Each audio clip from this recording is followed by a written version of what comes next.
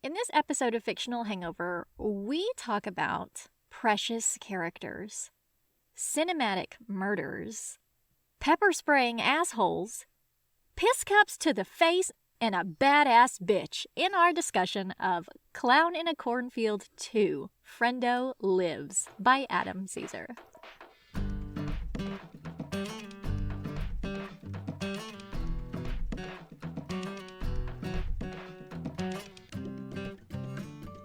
Hey everybody! Welcome to Fictional Hangover, a podcast about young adult and new adult books, series, authors, and voice actors that is full of spoilers. I'm Punchy the Clown. And I'm Icky the Clown. And today we're going to discuss Clown in a Cornfield 2, Frendo Lives by Adam Cesare. Standard disclaimer. If you haven't read this book, please remember that Fictional Hangover is all about spoilers. If you haven't read or listened and don't want to be spoiled, stop listening to us and go read or listen to the book. Then come back. If you haven't done this, we want to pretend that you have, or if you don't care about spoilers, or if you just love creepy clowns so much that you don't care about any of that, then listen up.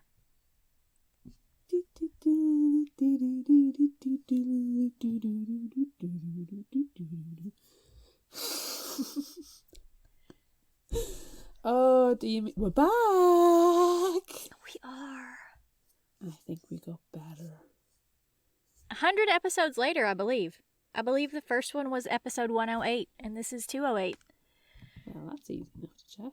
Isn't that interesting? I think that's true. It is. It's exactly 100 episodes later. Excluding bonuses. Right. And they don't count. But they do, but they don't. They do, but they don't count in the main serial because they're like 0.5s. Yeah.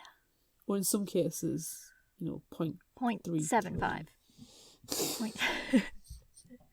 So much fun. Well, I'm looking forward to the tomfoolery that will be Icky and Punchy. Yes, me too. Too. But let's find out what tomfoolery Adam Cesare got up to. Do you have any background information for me, please? I do. I found something interesting on thepopverse.com. And there's an article about Adam Cesare on his Clown in a Cornfield sequel and why he loves teen horror. This interview was done by Matthew Jackson. Adam says, being a teenager is still a time where your body and mind are changing, and you're so full of anxieties and still full of real problems that I think the appeal of fake problems and people who are having a way worse time than you because they're getting stabbed is appealing.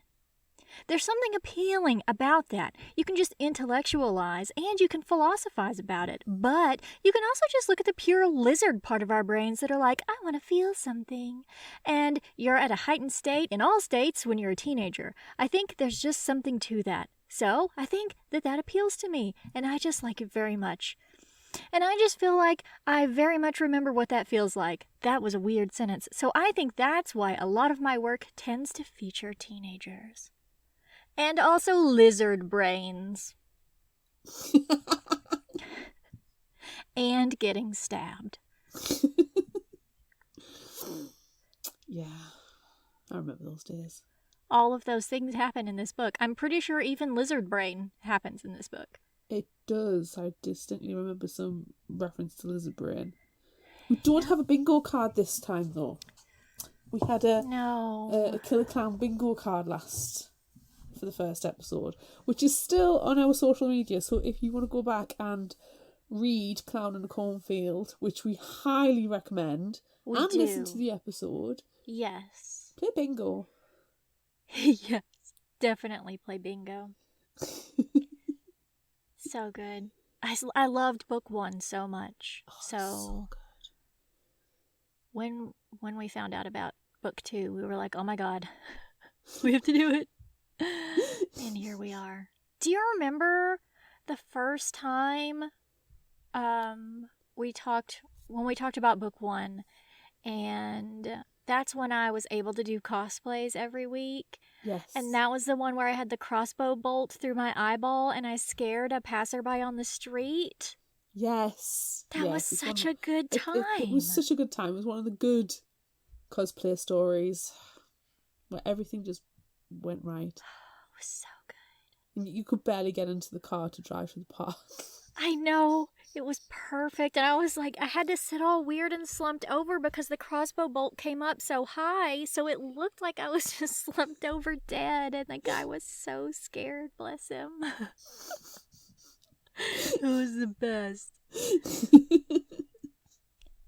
What was the other episode that I dressed up as a clown for? When you did oh God, I remember talking when we talked about your cosplay and we were putting it together. It was so much fun just like talking about creepy clowns. It was Goldie. Yep. It wasn't the final. Well, it was the final girl on mine, wasn't it? The last girl. Yeah. What was it called? The Mary Shelley Club. Mary Shelley Club. The last Mary girl. Shelley Club. Yep. Episode Goldie 142. Moldavsky. Yes, Goldie Moldavsky. Go back and listen to that one, everyone. That one's really good. That was good. In fact, these are some brilliant recommendations to get you right into the spooky season. Yes, definitely. I need to share both of those cosplays again. Yes. They're a good time. The clown one. Mwah. Popping that balloon with a knife full of blood. That was good. It didn't splatter as much as I thought it would, though. I should have put more blood in the balloon. No. I remember we were talking about it, like, what's the scariest kind of clown? I was like, the black and white ones. Yep. And then I had in scary teeth too. Yes. I made a good pair of scary teeth. You made the ruffle as well.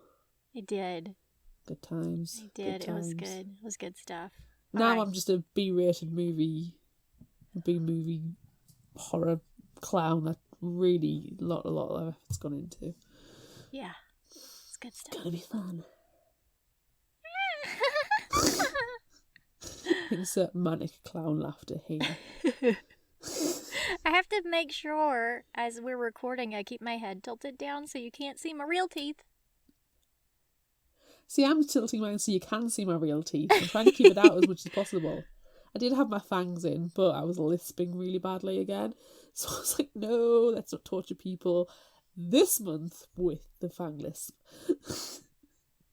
Yeah, that's next month. All next month, because all next month is all vampires all the time. Woo, woo, woo. Look let's talk for the little clock. Clowns. Yes, but look for the all vampires all the time clock in the store coming soon. Anyway, that's not what we're talking about. Murder clowns. Yes, clowns. All right. The Bay Pen Massacre was a little over 1 year ago. Quinn, one of the heroes and survivors of the attack, has moved away from Missouri and back to her hometown of Philadelphia for college.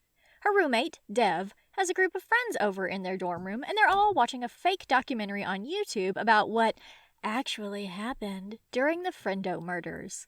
This documentary claims that Quinn was the mastermind behind the massacre and convinced two gay boys to go along with her as they murder pretty much everyone in town and blame it on the adults. Yeah, that's not what happened. Please see episode 108 for what happened. Quinn unexpectedly enters the room, tells them there are better and more believable documentaries they could watch instead, grabs a pillow, and leaves for a private study room elsewhere in her building. When she gets to the study rooms, Quinn thinks about the death threats and attacks she's prepared herself for. She and Rust trained together pretty much every day since the attacks until she left for college. She's got a baton in her backpack and can put her phone on emergency mode without even looking at it. She decides to send a message to the boys, Rust and Cole, to see where they are on their road trip to come see her. They tell her they'll see her tomorrow, and then Quinn hears heavy footsteps and a dragging sound coming from down the hallway. She reaches for her baton, but puts it away when she realises it's just a maintenance man with a vacuum.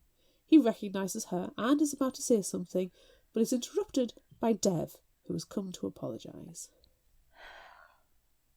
What was he gonna say? We never find out what he was gonna say. I want to know. Hello, shouldn't you be in your dorm room and not in the private study room, Sleep? No, he already said that. And then he was like, hey, I want you to know. I want you to know. I believe you. No? It was aliens. Aliens controlled your mind with a mind slug. Yes, I think that's what it was. It was the mind slug. Rust and Cole are in a motel room in Pennsylvania on their way to meet up with Quinn. This is the farthest Rust has ever been from home in his life, and he's a little nervous about it. He's never really been to a big city before, but Cole has, and because of his trust fund millionaire status and his social media popularity, Cole can handle anything. As they get out of bed and get ready to get back on the road, Rust puts lotion on his burn scars that he's been dealing with since the massacre. He's been dealing with a lot of stuff since then, but at least Cole has been by his side. Now, however, Cole has a secret smile on his face from a text that he just got, and it wasn't from Rust, his boyfriend who is standing right in front of him, or from Quinn, their best friend. Jerry is sitting in the counsellor's office at school. She keeps slipping back into the night of the massacre and reliving the moment where one of the Frendos shot her sister Dorothy in the face with a crossbow, but miraculously let Jerry go. The unknown adult female Frendo told Jerry she was too young and told her to run away into the field and not go back to the barns. The counsellor snaps Jerry back into the present by asking her questions about her grades, her friends, and her gender. But Jerry's not dealing well with any of those things, really. She keeps going back to that night. Poor Jerry. It's understandable. She's, been through a trauma. I know. I just want to be friends with Jerry. I want to wrap her in a blanket. I know. And hug her. Yes. Mayor Glenn Maybrook, Quinn's dad, is currently screaming. He's just seen the new Murdersome Clown billboard put up by Eli Duvall about the horror haunt and hayride he's put up at the Tillerson's field. Well, it's his field now. He bought it after the massacre and is now, according to the mayor, profiting off the horror of that night. Eli, a popular man in the Branson entertainment industry, refuses to take the billboard down, so now Mayor Maybrook might have to sue. He's terrified of the thought of Eli taking this Halloween attraction and creating a year-round museum of murder. Not me. I want to go to a museum of murder. Sheriff Marta Lee picks up the mayor and they head into town, jokingly plotting to cover Eli's car in parking tickets. But then something hits the windshield. Ooh. Jerry is gearing up for her evening shift at the theatre. Tonight they'll be showing a spooky double feature, but ghosts and hauntings, definitely no slashers. As she stands outside waiting to open the doors, she watches some people from school, juniors to her freshman status, so they probably don't even know who she is.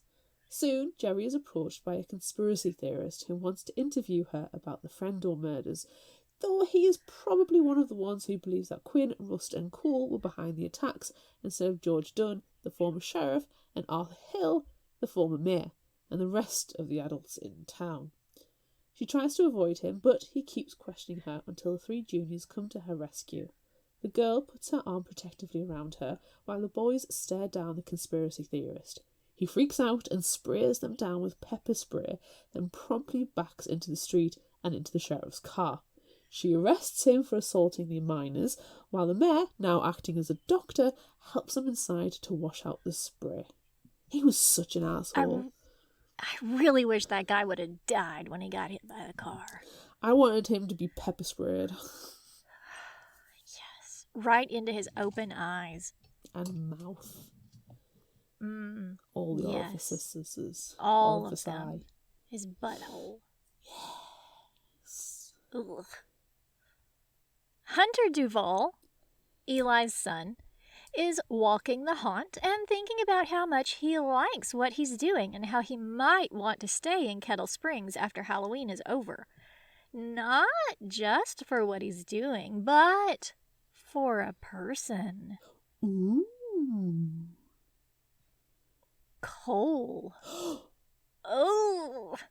Cole has a boyfriend, but it should be Hunter.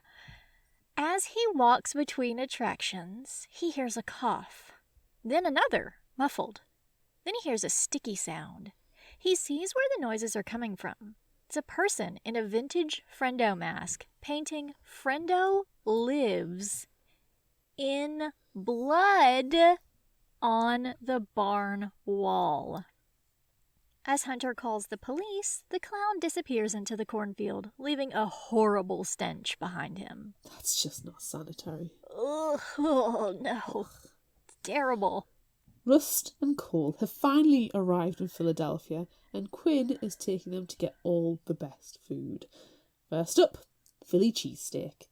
As they're eating, they realise that pretty much every person in the room knows who they are. Then a touristy mother approaches and tells Cole thank you for what he's done on the TV. He's been interviewed by several news outlets, and the one she's referring to is about his sexuality. She thanks him for his work for helping her with her queer daughter, who was at the table, almost 30 and completely embarrassed. Poor thing. After she leaves, 3 buzzcut men approach, and Quinn and Rust get nervous. They ask if it's true what happened to them if they took out the Frendos. They say some is true and some is not, but then the buzzcuts ask for a selfie and the situation diffuses. Then an old man starts yelling about it being a hoax, so they leave. They had plans to eat some more food and tour more places, but now that's over. They decide to go back to the dorm instead, and there they walk into a costume party where everyone was waiting on them. Ah! Oh. Jerry's feeling a little stressed about the incident with the pepper spray and about how worked up she got at school earlier. But it was nice to have been comforted by Sandra, who she maybe has a crush on, so that was good. Miss Izzy Reyes, her boss, comes by to let Jerry know she can go in and watch the second movie of the double feature because they probably aren't going to sell any more tickets. But Jerry declines and stays behind the register. Then Hunter Duvall comes to the window asking to come in. Jerry refuses to let him in for free and makes him pay for a ticket, but he's not too happy about that. He says he's just looking for his friends, but as far as Jerry knows, he doesn't have any. She watches as he walks into the end of the haunting and back out again, but she doesn't notice that Frendo has just walked through the lobby.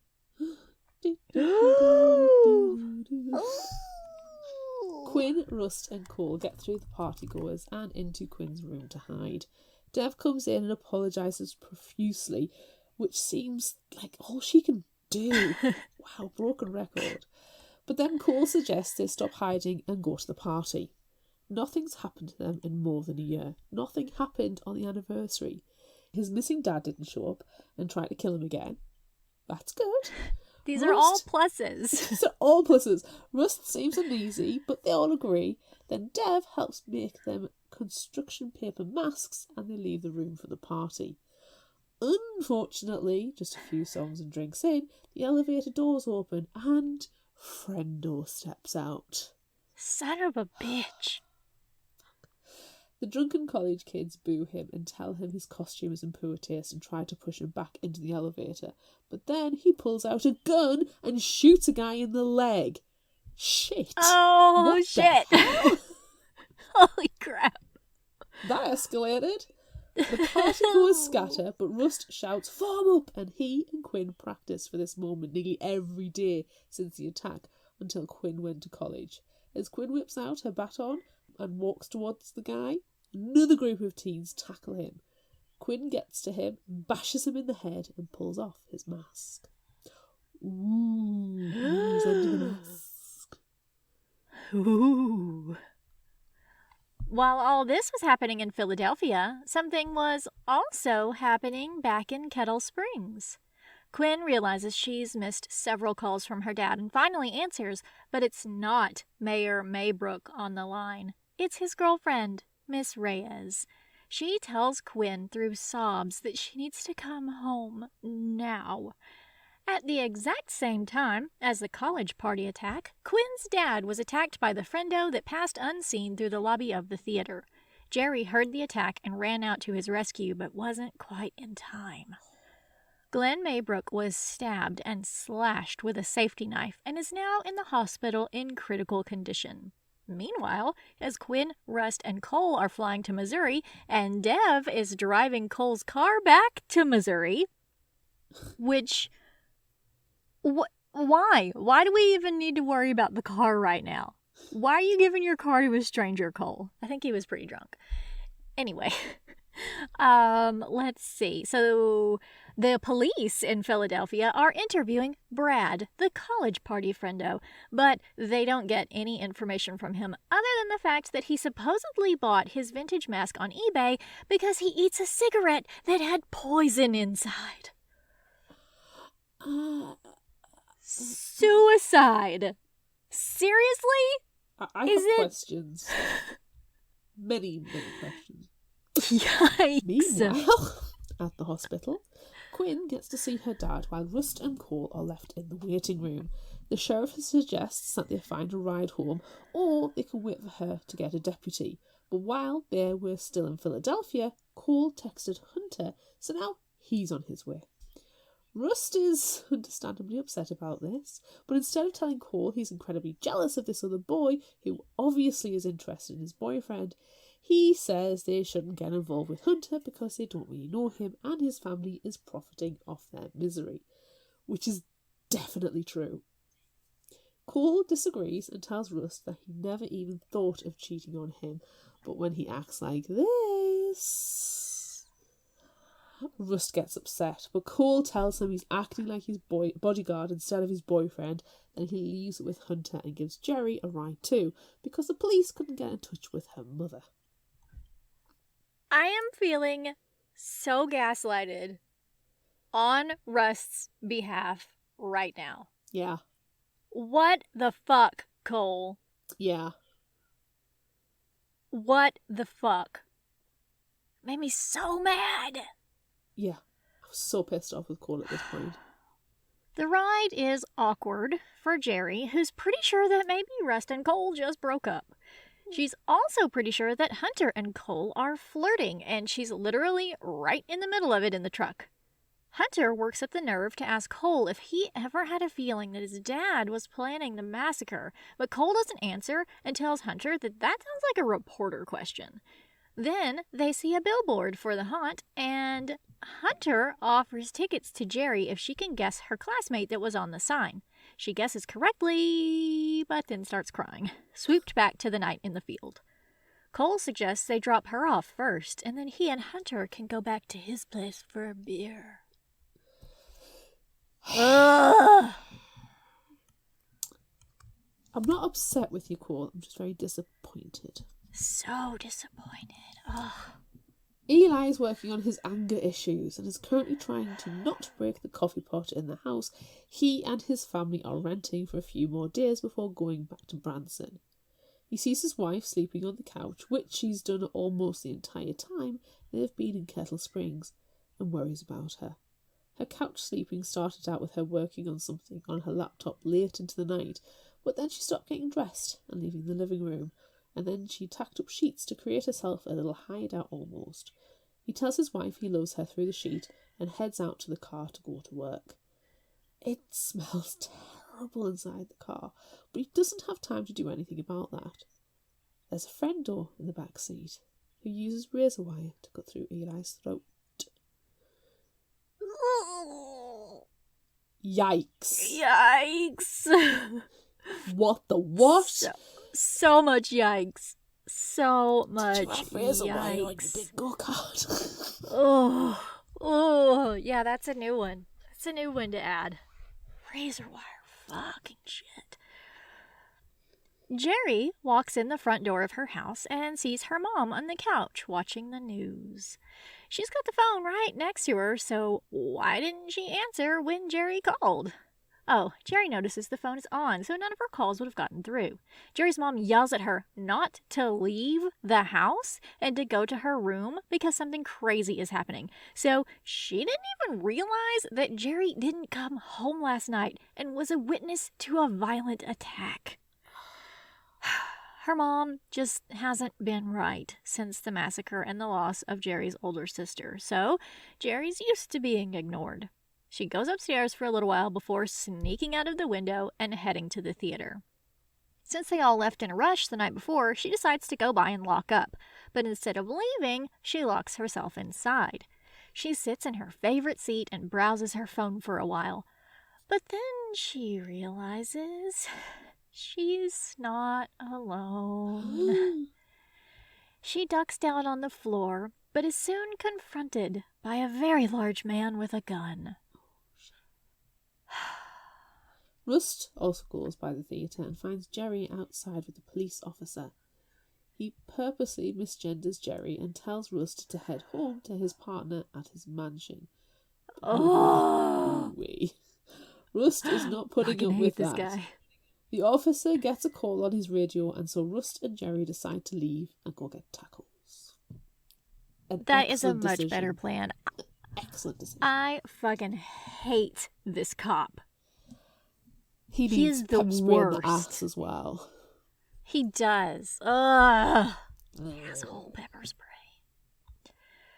Quinn wakes up in her dad's hospital room, and hey, her dad is awake too. He's still in pain, but he's alive and will survive. And everyone goes, whew! He sends Quinn home with the sheriff, but before she leaves, she gives her baton to Izzy to keep her and her dad safe. On the drive, Quinn asks the sheriff if there are any leads on her dad's attacker, but even if she knew anything, it's not like Sheriff Lee can tell Quinn anything. They drive on until they see a stalled vehicle and some men on the side of the road. The sheriff is smart, though, and barely puts her window down when a seemingly drunk skeleton comes over asking for help. Unfortunately, the skeleton is faking, and he manages to get his arm through the window and stabs the sheriff to death. Shit. What? Fuck. Quinn is freaked out, but grabs Sheriff Lee's gun and shoots at the man and his friends as they run off into the cornfield. Undeterred, Quinn follows. Bad ass. Bitch. So badass. Oh my god. Oh my fucking god. What the hell? What the hell? At Cole's mansion, he's drunk, shirtless, and rummaging through the refrigerator. But wait, why isn't he wearing a shirt? Oh shit! Did he do something with Hunter? Oh shit! Oh no shit! Oh shit! He thinks back and remembers that they were in the basement. Then Hunter asked about a bad smell and then he showed Hunter the indoor pool and spa area, and then he stripped off his shirt and was about to get into the pool when he realised, oh shit, I don't need to be shirtless in a pool with this guy when I have a boyfriend. So then he went upstairs for more beers. Whew. Whew. Now here he is, but the smell from downstairs seems to have come with him, and he realises he smelled it around the house for a while. Cole gets a text from Hunter, but then he's someone behind him, and it's not Hunter, it's Frendo. Frendo chases him around the house like he's been there before. They run upstairs, and then Cole goes over the railing on the second floor and plummets to the marble below. Shit. You know what? I'm going to say something here, and probably everyone's going to hate me, but I was kind of not sad when Cole plummeted down to the marble because he's treating Rust like shit, and Rust is my guy. I 100% agree. Rust is to be protected, Cole is to be plummeted. Yes. Plummet or protect. A new story by Gail Carrigan. It's not the same thing. Rust and Jerry enjoy their tacos, but then they hear something outside. It's a riot. Oh, shit. There are friendos of all makes and models storming through the streets, looking for the three, meaning Quinn, Cole, and Rust. As a trash can comes flying through the window, Rust and Jerry sneak out a back door with plans to run to Rust's house where he's got plenty of guns and ways to keep them safe. They don't make it, though.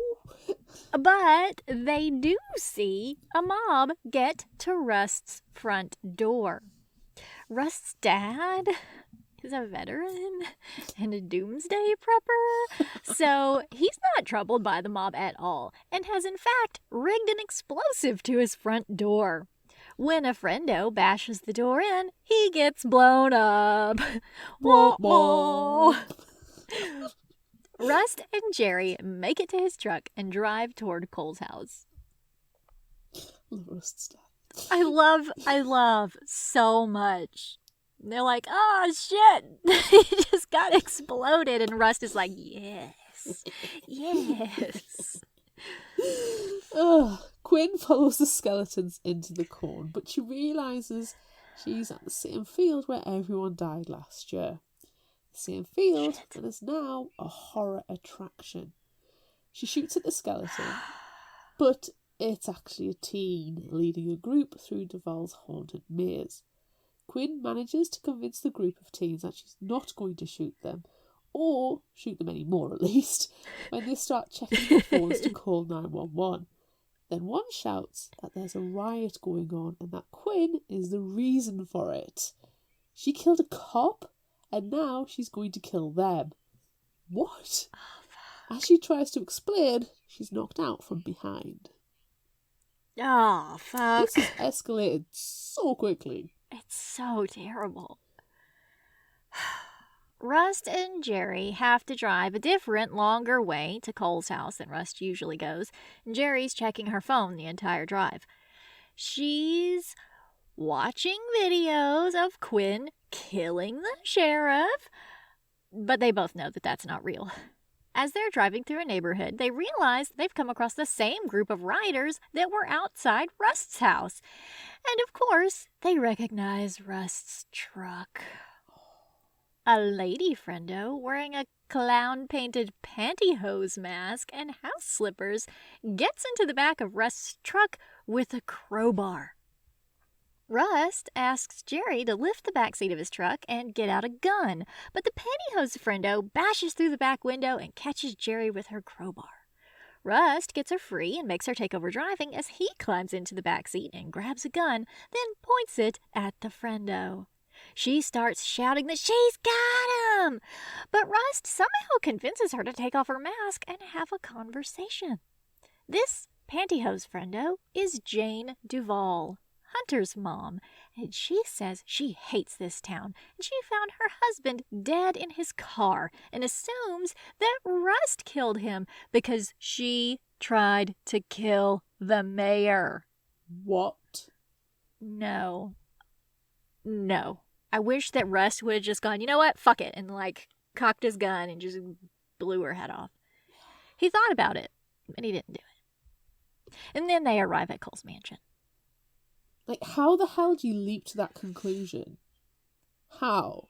Well, because they're all bonkers as fuck.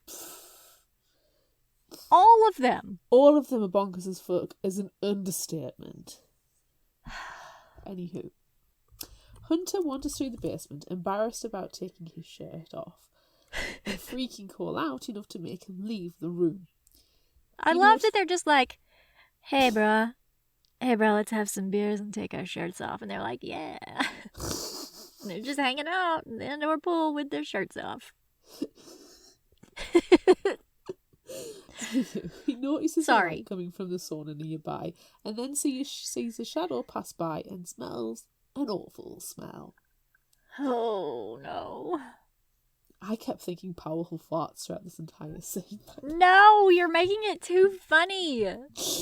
That terrible smell has been floating around this whole time, and it's not gonna be good. They're all spicy toots. They're all pepper sprayed asshole toots. Exactly, it's spicy toots.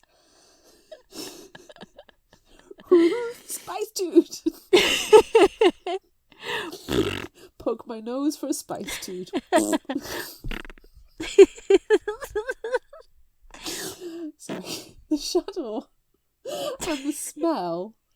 coming from the Frendo, who heads upstairs towards Cole.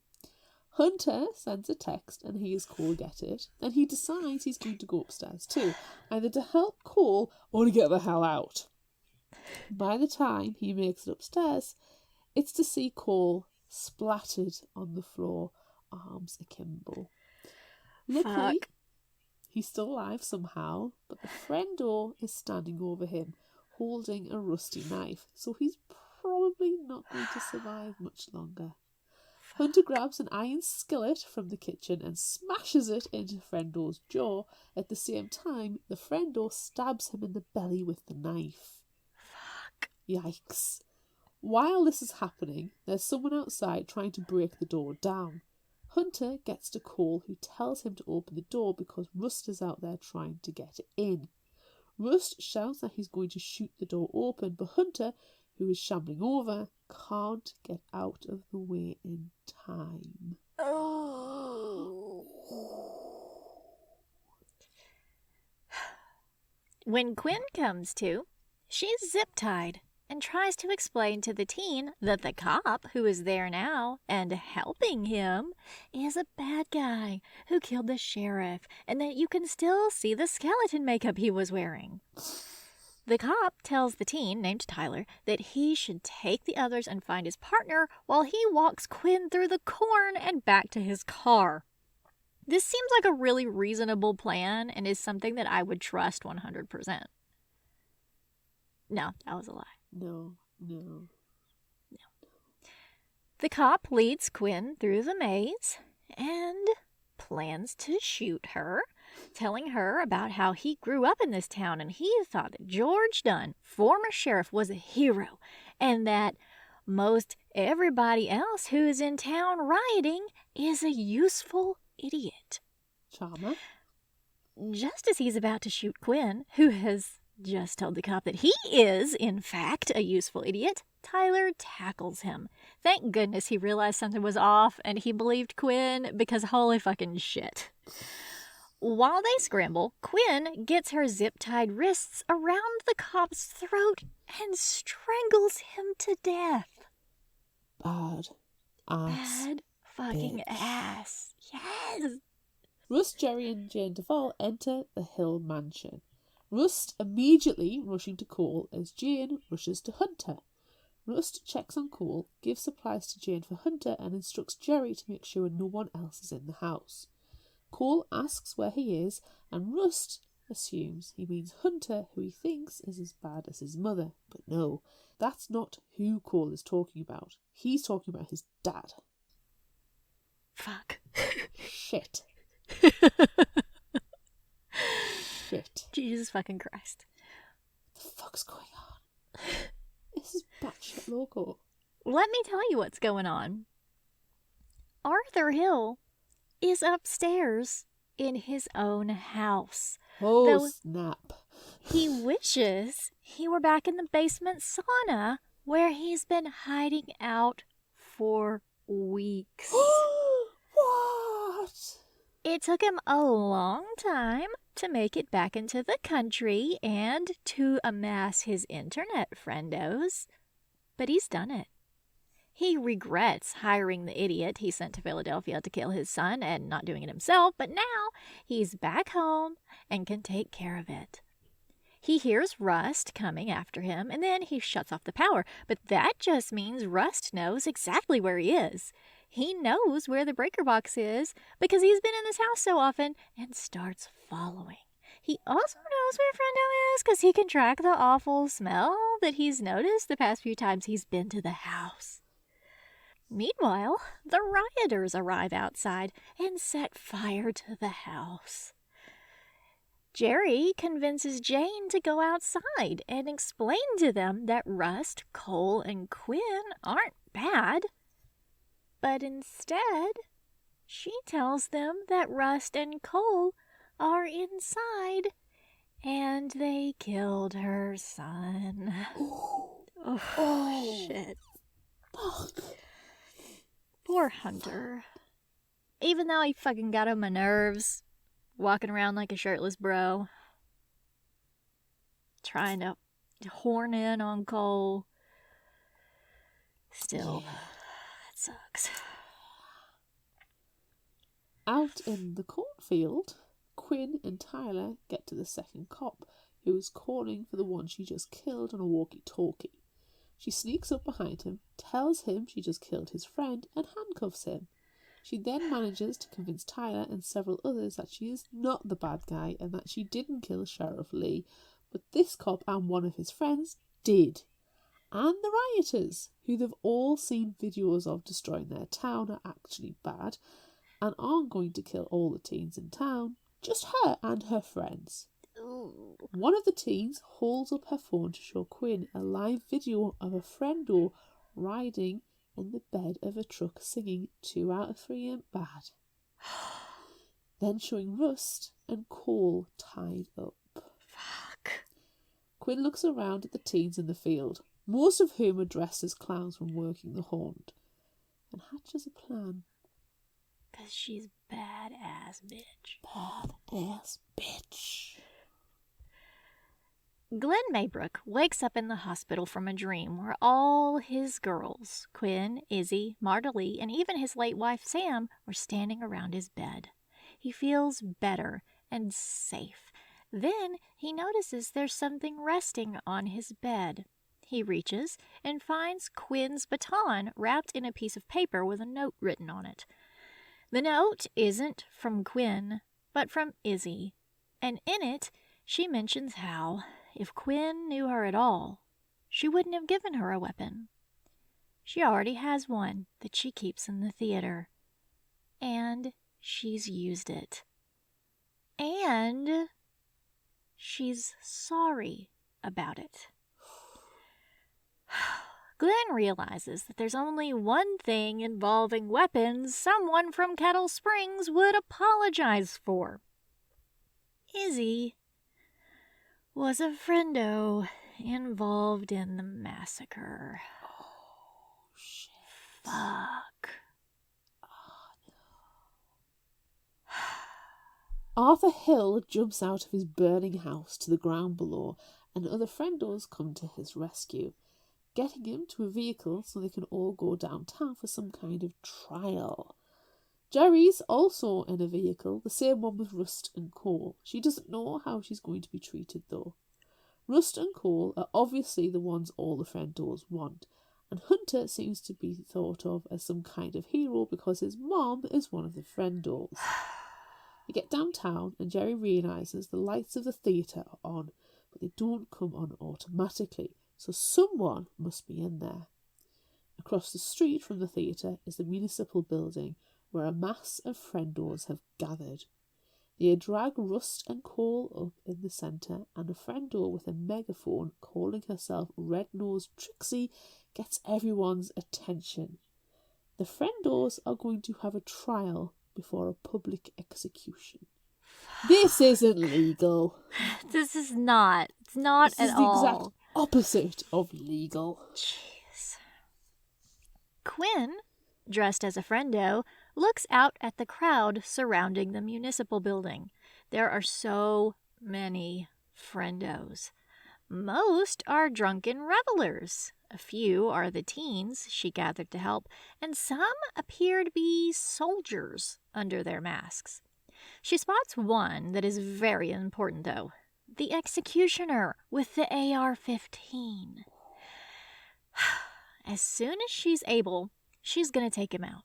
As she watches, waiting for the perfect opportunity, a horrible smell passes her, and a friendo walks up the stairs of the municipal building. You just see the flies following him, can't you? Oh.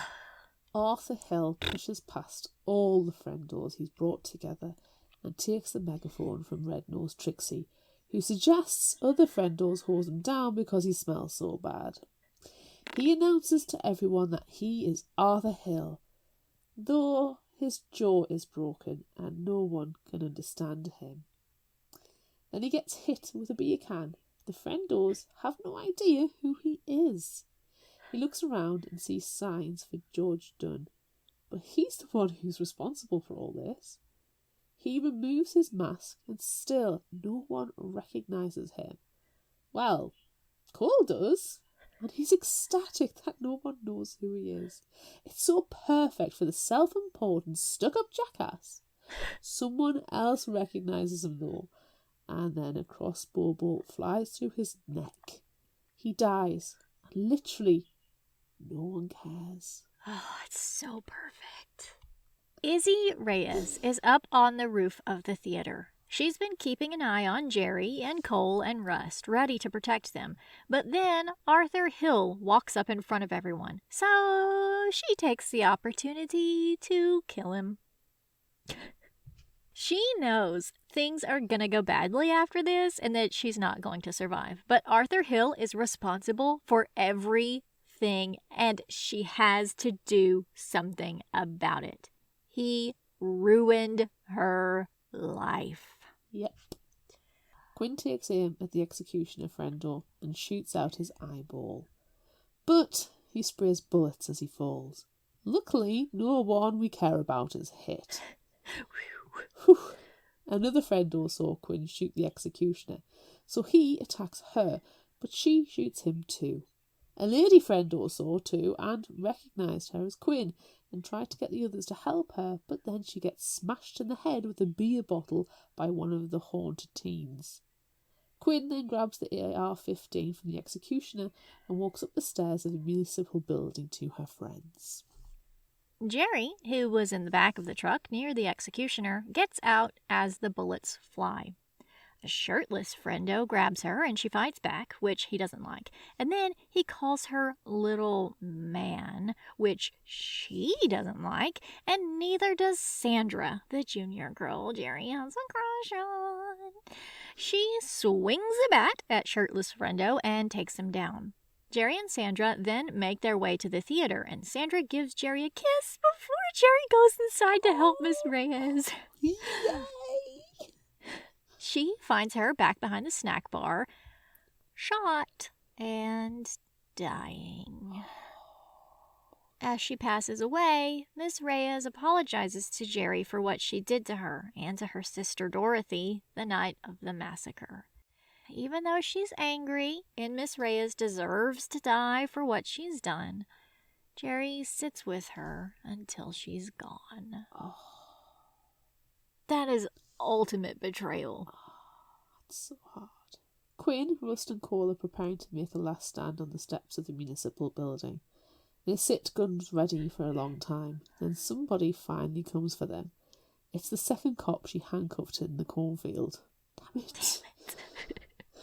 He comes towards them, and Rust prepares to take a bullet for his friends. But then, out of nowhere, a car comes flying down the street and plows him down. It's Cole's car, the one he asked Dev to drive back to Missouri. But she's not driving. Rust's dad is.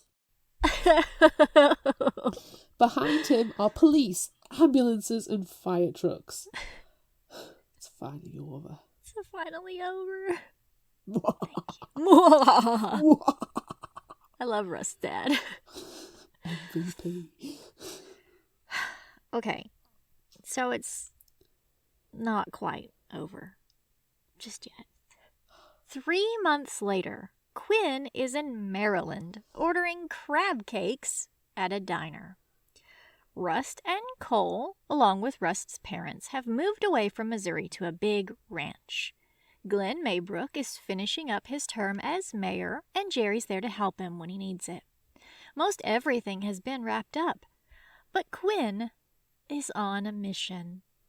She's shaved her head and dyed her hair, and is now out looking for the internet friendos that got away. She's found one here at this diner. It's Red-Nosed Trixie, though her name tag says Allison. As she brings Quinn's food, Quinn says thank you, but to Trixie, then pulls out her baton, takes her down, and leaves the diner. There are a lot more friendos on her list. No!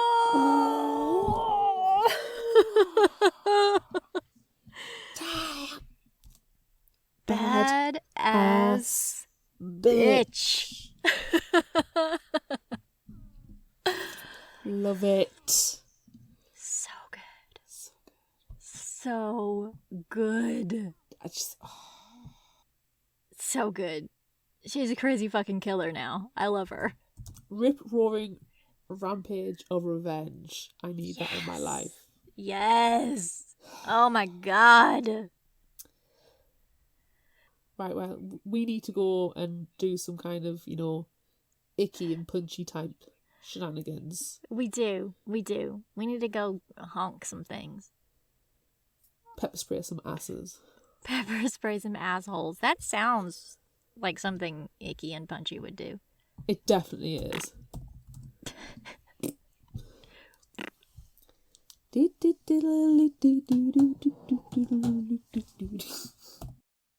Hi, I'm Michael. I'm Barbara. And I'm Lauren. We are the hosts of Badass Literature Society, a book review podcast where we take book recommendations from listeners like you, read them, and then discuss them on our show. Join us once a month as we dive into the books you picked and talk about them. And don't miss our bonus episodes covering all sorts of random bookish topics that come out in between reviews. Don't worry, if you want to read one of the books, the first part of each episode is designated spoiler-free, so you can listen and see if you'd like to read it, and then come back and listen to the rest later. You can find Badass Literature Society on Apple Podcasts, iHeartRadio, Spotify, Amazon Podcasts, and anywhere else you like to listen. Now, back to the show. So, what are your standout moments from this book, Icky the Clown?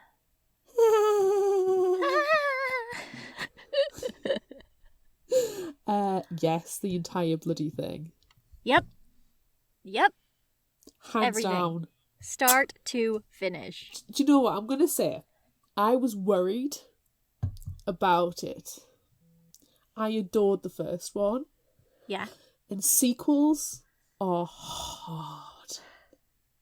I typically always like the second book, though. Yeah. And this can't be over. This No. cannot be the end. No, there's got to be one more book out there. You know, we've got to round off with a trilogy. But I was worried that it was going to be a repeat of the first one. Yeah. And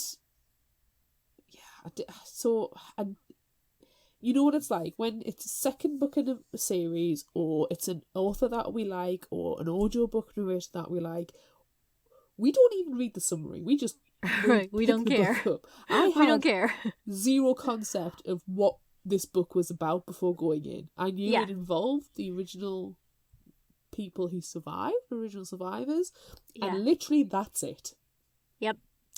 So I went in completely blind, hoping it wasn't going to be a repeat, and hoping it was going to stand up to the first one, because the first one was so bloody good. So good. I think we must have read it like 2 or 3 times each. Yep. And my God, this stands up. Yeah, it does. It's amazing. Yeah. It's so good. so good. And I want to see these movies. I know. Just imagine that last scene as a movie, and like you don't even realize that it's Quinn, and you just think, well, what's happening? Why are we in this weird diner? Because you probably won't recognize Red-Nosed Trixie either, because she's not in her clown getup. No. And then, like, the camera pans around to shaved head Quinn. Like, you see her face, and then, like, she just whips out her baton and bash. And then crosses a name off a list. Amazing. So good. Amazing. And that's one of the good things about these books. They are so cinematic. Yes. You can tell that Adam Cesare loves horror movies. Yes, you can. He is obsessed with horror movies. And it shines through in these books. It really, really does. And it just makes me want to go back and watch 90s horror again. Yes. And it's the perfect season for it. It is. I know initially we thought about doing this book in October because it's a great Halloween book. Right. But I'm so glad we're actually doing it this month in September, because I feel like we can set people up to read it for October and get into that spooky mood now. Yeah. Honestly, it was just so entertaining from cover to cover. And Jessie Valinsky as the audiobook narrator knocks it out the park again. Of course, but of course she does. Of course she does. Everyone knows how much we're obsessed with her, so of course. Oh my God, she's just amazing. Yeah. If I had to pick individual scenes, anything and everything involving Rust's dad, that explosion was majestic. I love, and then they go to the mansion, they're like, well, they're like, we can hear them on the other side of the door. Like, don't you open that door! You know what's gonna happen!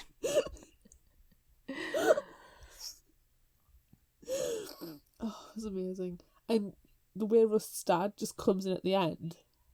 Yeah. In Cole's car. And Cole's like, well, I'm not gonna tell some girl I don't know to drive to my mansion. What are you talking about? And Rust's like, you told him to go to my house? What the fuck, man? But we know that Rust's dad is fucking bonkers, and he will survive if a tiny girl gets out of the car and tries to kill him. Yes. He'll be fine. Or a big burly man. It doesn't have to be size or gender specific. He will survive. He is a survivor. That's true. Yes. Yes. So I just adored it. And you know what you're saying about the final scene and how you can see that in the cinema, when you don't realise it's Quinn until the very last second. Yeah. I really enjoyed Quinn's descent into badass bitch. She was the final girl, now out for revenge. Yeah. And I adored that. Yeah. She was so good. So scared in the first one, and it took her so much to work herself up to not being violent, but certainly self-defense. Yeah. And this time she's like, hell no. No. Nope. No. I can't nope out of this situation, so I'm going to run headlong into it, and I am going to take my baton and a gun, and I am going to make you bitches pay. And I enjoyed every single second of that. Yes. Yes. She was so awesome. It was action you could sink your teeth into. No, none of this timid bullshit. No. I think my favorite Quinn kill is the cop who I fucking hated because he was misgendering everyone, because that's the same guy. Spoiler alert, it's the same cop. But when she strangles him to death with her zip-tied wrists, fucking yes. That was poetic. It really was. It really, really was. It was amazing. I loved it. It was so good. Because fuck that guy. Oh, that guy had to die, and I'm so glad he died a gruesome death. I wish that Rust had done something when he was in the alley messing with Jerry. Why are you gonna mess with Jerry? Jerry hasn't done anything. Jerry is tiny and perfect. And then he's constantly calls her, uses masculine pronouns, and Russ is no, it's her, she's a girl. Okay, well, you go home to your partner in your mansion. Fuck off, you shithead. There's no call for being so disrespectful. No. It's gross. He's just a fucking asshole who needs pepper spraying before being garroted. Yes. Pepper sprayed in the asshole. Wow. Being garroted. Oh, that's poetry. Yeah. Oh, yeah. Yeah. I like that. That's poetry. It'd be perfect. So, I really liked that scene. Yes, there were several good murder scenes. Yeah. I also really, really liked the Halloween party at the very beginning and how everyone handled the friendo. I mean, yeah, a lot of them got scared and ran off and shut themselves in dorm rooms, but when when the elevator doors open and the friendo comes out, not a single one of them is "Oh, cool, it's a friendo." They literally boo him with thumbs down. Boo! Yes. Terrible fucking costume, bro. Get out of here. Yeah. I loved that. It made me really think Quinn's quite isolated at college. She's not made friends with her roommate. her roommate just constantly apologises. And I think, you know, I kind of relate to that, being in that stage of apologising for just my mere existence, you know.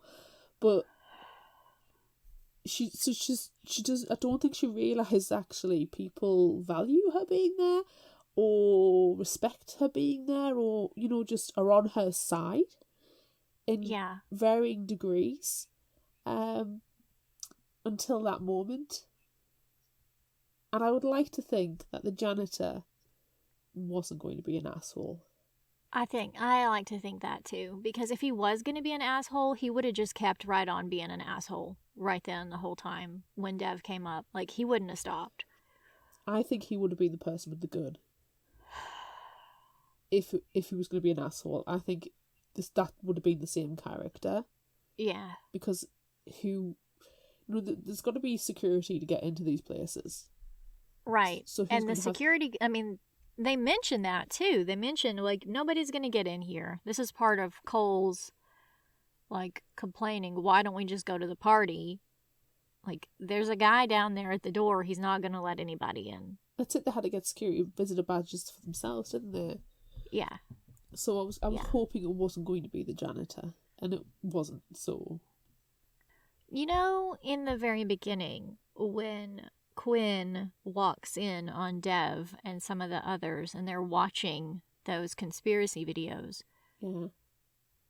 Do you think that they believed them, or they just wanted to know more about Quinn?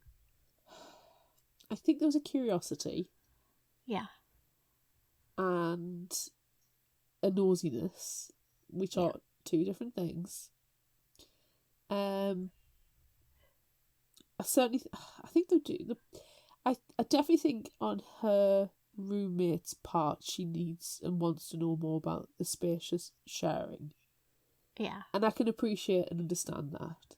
You know, you're literally sleeping 5 foot away from someone who has had a traumatic and violent encounter. How has that possibly affected them? So I can get that, but I don't know, I think it's probably more of a curiosity than anything else, like what else is out there. I don't necessarily think that they believed them, more because of the way that they reacted to the Frendo at the party. Yeah, that's what I was hoping you were going to say, because that's what I believed too. At first I thought, man, these guys are shitty, they're just fucking with Quinn, but when that Frendo came off the elevator and literally everyone booed, I was like, oh, thank goodness. They're good. They're good teens. Yeah. And I think that's part of, like, both of the Clown and the Cornfield books, is that the behaviour of a teenager or early teens or whatever, you know, that generation it's not bad. It's different from what you might have grown up with. Yeah. But that doesn't make it bad. No. It just goes to show that we need to give teenagers credit. God, yeah. And that they're good. They're good until they shave their head. And, even then, go off. Even then, people just a revenge trip. Go on a revenge trip, and I'm there for that. Do you know? I remember when I was at university and I did an assignment on social media. Yeah. And it actually recently came up at work about, you know, disseminating data and gathering the information and where to get it from.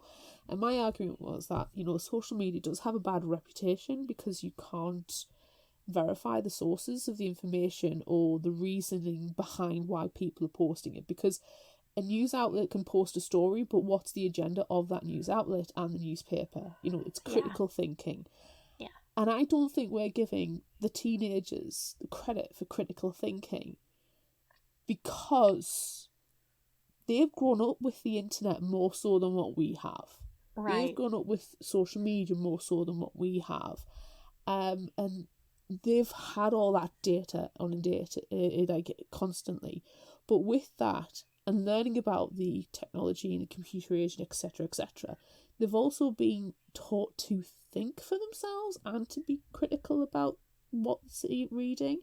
Right. Whereas, if you look at the adults, the George, the Arthurs, the Allisons, the older generation, who were the ones who carried out the massacre, they didn't have social media or the technology or the internet when they were growing up.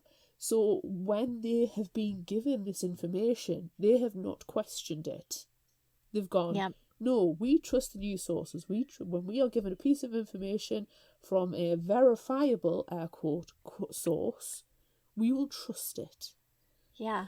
It hasn't been drilled into them over and over and over again throughout their life while they're writing all their papers for school. Check your sources, check your sources, check your sources, check your sources. Like, that's what every kid constantly hears. Yes. Cite your sources. Cite them. Where did you get this information from? Like, exactly.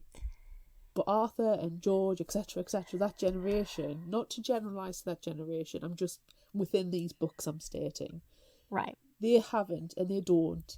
And they are quite obviously very easily manipulated because, you know, they manipulated the first one by Arthur and George as the instigators because the youths weren't acting the way that they wanted them to do. They were on the phone, they were, you know, doing on TikTok, posting videos, being a modern teenager, not the teenager from their generation. Yeah, they're not riding bikes and drinking from water hoses anymore.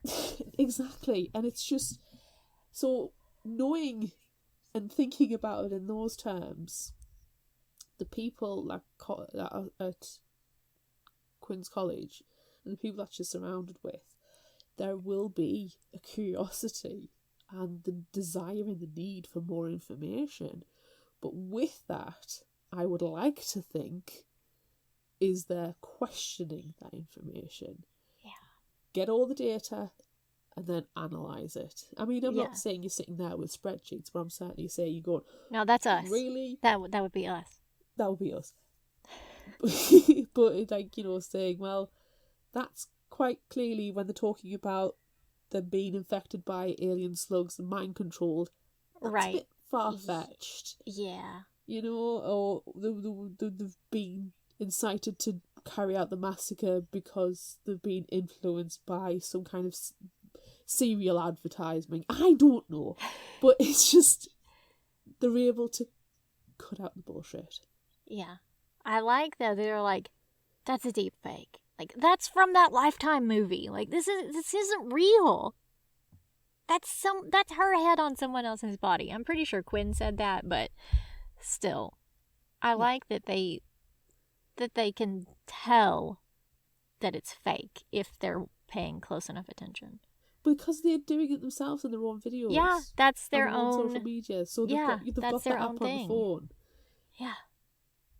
So yeah. Do you know whose murder I liked? Whose? Eli's.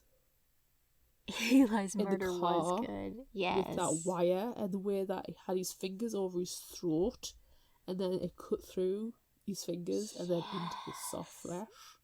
Yeah. I thought it was Jane. I thought it was his wife who was the Frendo who killed him when it happened. But then obviously, when she goes back to local, she's like, "Hey, you killed my husband in the car." It's like, no. They probably don't even know where you live, you idiot. Yeah.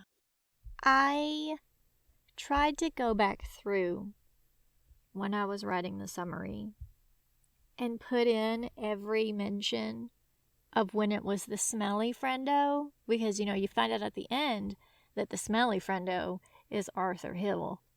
But as I was going through and searching the book, you know, because I was using my ebook and using text search function, they talked about smell so many times in the book, just the way random things smelled. And I think that he did it on purpose, because if you're mentioning all of these smells, how everything smells all the time, when you mention this bad smell, you're not going to pay as close attention to it. Yeah. And I just really, really appreciated that. Whether it's true or not, I thought it was brilliant. And I can hear the scene at the very beginning where he's standing out in the field and painting with the bucket of blood. Like, that roller paint sound, and they're like, it's blood, and there's flies, bloated flies flying around in the air around the bucket. Like, oh, it's so gross. And that's another scene that you could totally watch. You could see it happening, and there's like a close-up of the sticky paint sound, just, oh, it will be so good. It would be such a perfect movie. It would have really good ASMR. Yes. And also, if Netflix did it, the subtitles would be majestic. Yes, they would. You would have to have like Stranger Things style subtitles. Yes. It would be so great. It would be so great. Do you know, speaking of Arthur Hill and his smelliness, I mean, I loved how smelly he was the entire time, and I loved that He's pepper Rust, sprayed asshole. This is spicy too. pepper sprayed asshole, yes.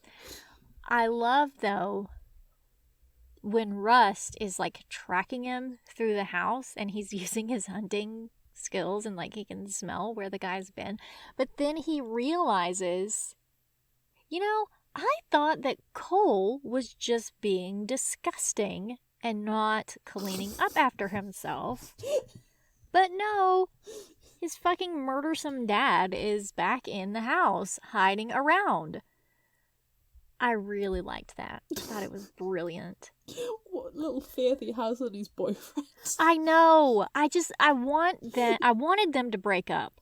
I really, really did.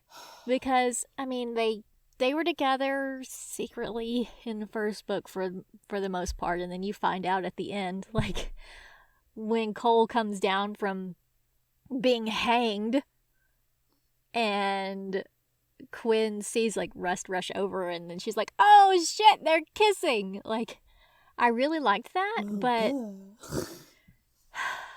I don't like the way Cole treated Rust in this one. And I know that Rust is in this position where, you know, he's clearly stronger and better suited to protecting them. But I don't like the way that Cole treated him at all. Especially all his flirting with Hunter. Like, that was just gross. Yeah. But you know what? They're kids. And it's okay to you know, not maybe want to go out with this person anymore and try going out with someone else. Like, that's okay. But man, don't treat Rust badly. I love him. You still gotta have respect in the relationship, even if you're gonna call it to an end, you know? Yeah. And it might not be that you respect the person now, or like at that situation for whatever reason, but at least, you know, the fact that you've devoted so much of your life to it. Yeah. I'm really surprised. I think this might be one of my biggest surprises, is that Cole left with Rust and his family at the end, and like went in halvesies on their property that they bought. Like, I'm really surprised about that. I could see him giving them money, but you're going and you're gonna live with them? I just don't think it's gonna end well. Well, it might not end well, but I wasn't totally surprised, because I think Cole realised he'd been pretty shitty to Rust. Yeah. Rust is still willing to give the relationship a go. But I also think Cole realises that part of the problem might, like, what's to help stir people up is the media presence that he's been offering. You know, he's gone out and done all these interviews and, you know, tried to make sure that people were aware of the truth of what happened to Kettle Springs at the massacre. Yeah. And, you know, like the mom who embarrasses her nearly 30-year-old daughter about, you know, all of the good he's doing for the LGBTQ community, which is, again, fantastic. But he's always, and it was established in the first one, he's always trying to be influencer. It's just that now, because he's involved with the massacre, he has a bigger, more easily accessible platform, or at least a more prevalent platform. And I think part of the problem was called, like, for the reasons why Frendo lives still in the conspiracies, is because he's constantly out there, constantly giving a face and a voice to it. And I think he realises, you know what, actually, I need to step back. I can't live in Kettle Springs anymore, but I also need to feel safe, and I don't feel safe in the mansion. I don't feel safe in Kettle Springs. I don't feel safe in Philadelphia.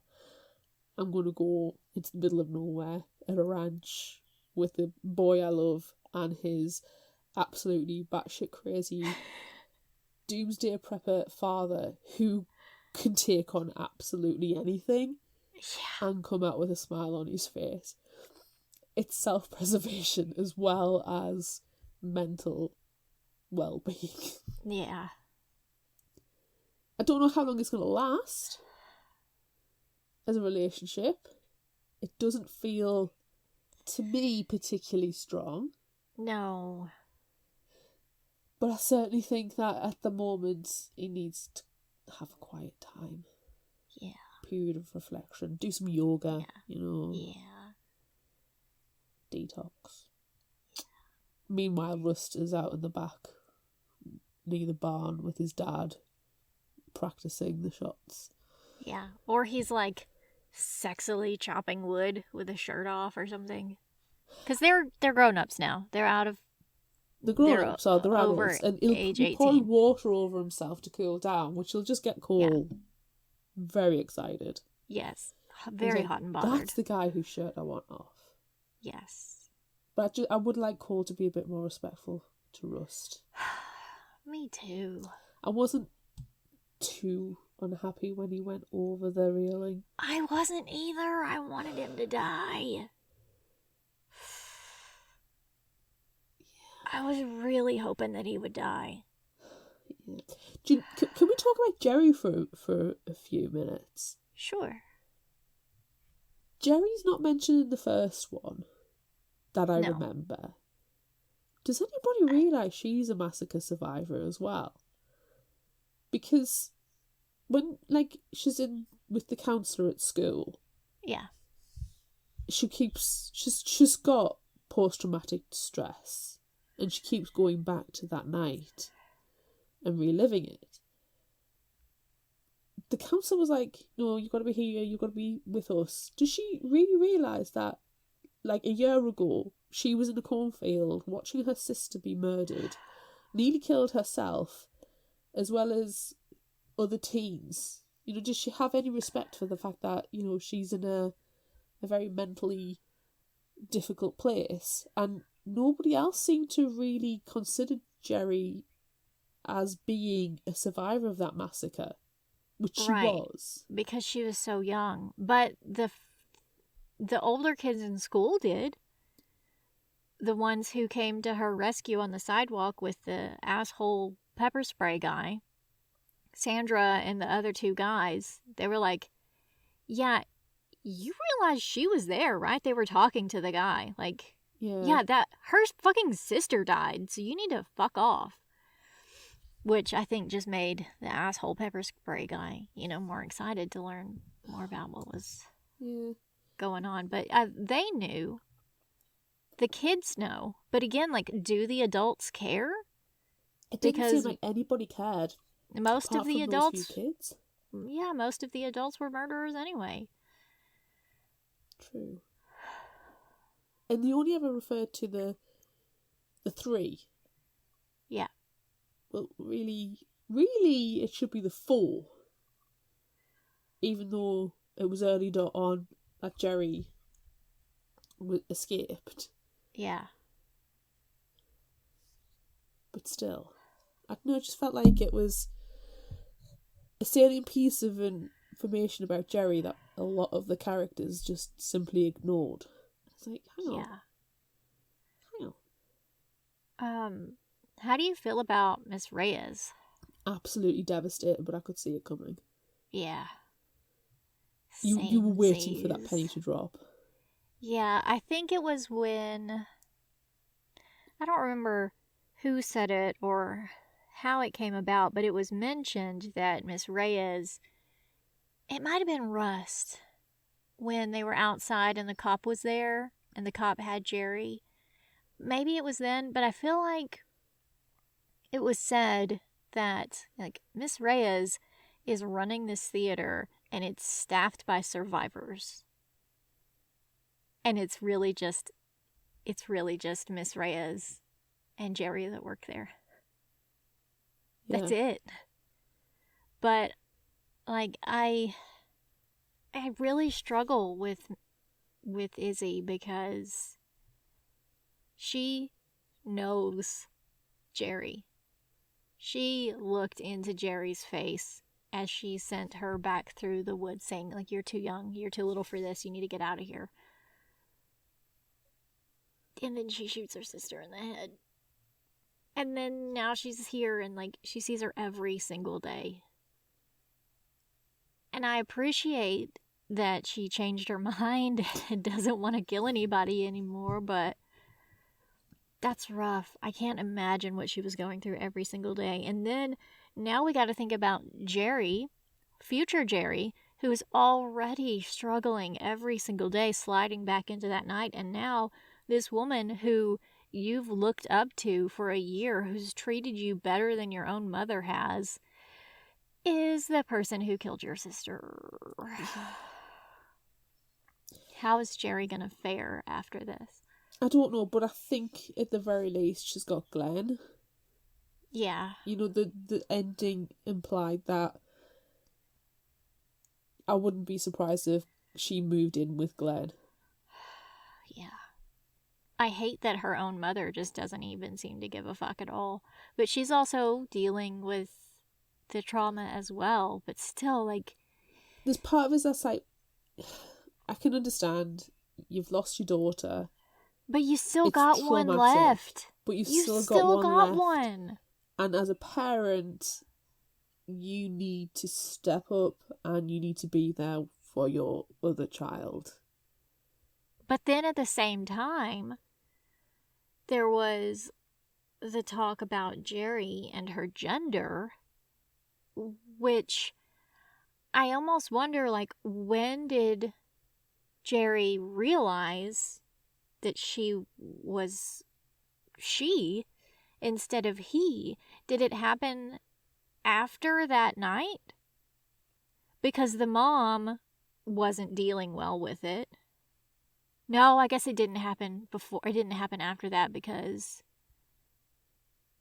I think Dorothy might have still been around at one point when they were talking about something like sometime in the past with Jerry being she instead of, you know, her former self.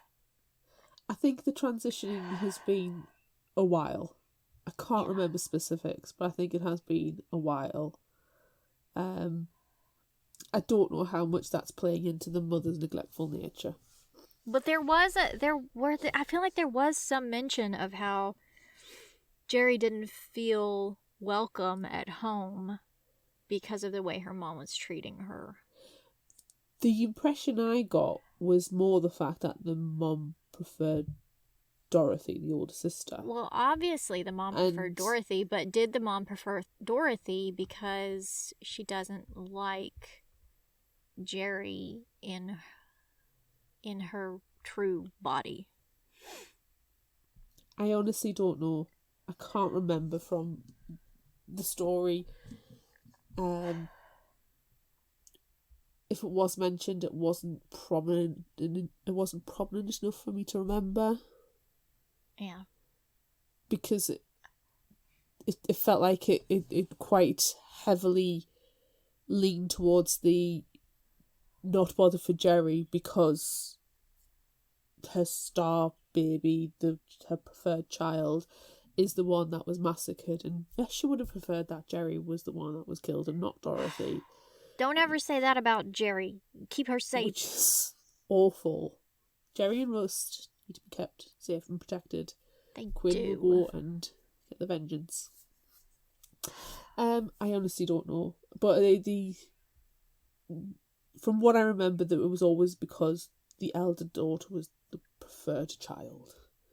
Whether there was implications because the mom's also bigoted, I don't know.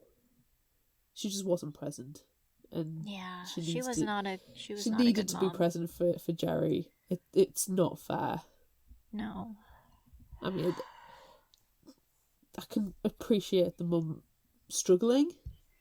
Sure, and it's okay. It's okay to Very feel much your so. trauma, but you need to deal with it as a family. you can't leave tiny baby Jerry No. out. Because Jerry's very young. Like, she's just 13 or 14. She's a baby.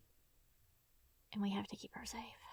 And I hate that it was Miss Reyes that did it, even though she killed her sister. It was like a twist. Stab in the heart. Yes, crossbow bolt right through the heart. Glenn's got to feel really shitty about that as well. Like, barely being in the town, already forced to be a field medic for a bunch of massacring mental clowns. Yes. Now he's the mayor of the town, and his girlfriend was one of the bloody friendos who killed people. And you've had an attempted murder on yourself. And an entire city of people have come to try and kill your daughter again, and you couldn't protect her because you were stuck in hospital because of the wounds. Because you were half murdered already. Like, he's got to be feeling pretty crappy about the entire situation too. So I think actually, if Jerry did move in with Glenn, if Glenn did become her legal guardian, which in my canon, that's what's happened.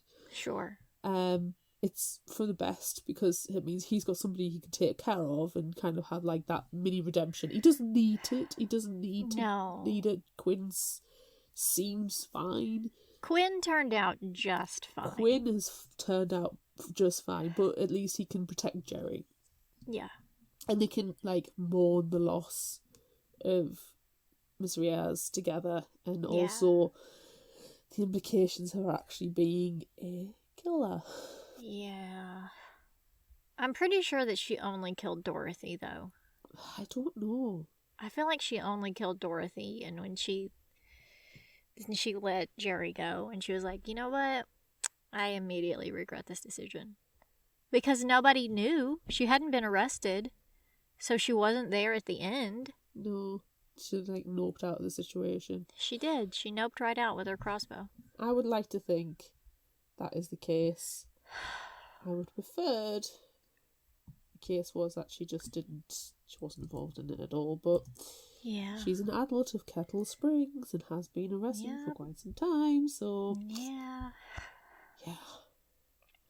it freaking sucks.